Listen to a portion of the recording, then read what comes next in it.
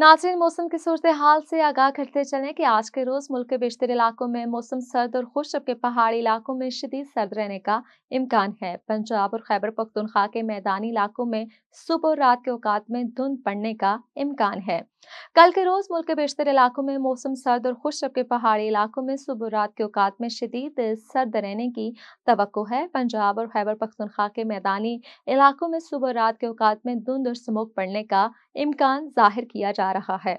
अगले चंद रोज के दौरान शुमाली इलाकों में दिन और रात के दर्जा हरारत में मजीद कमी का इम्कान है, जबकि पंजाब और खैबर पख्तूनख्वा के मैदानी इलाकों में धुंध बतदरीज इजाफा मुतवक्का है।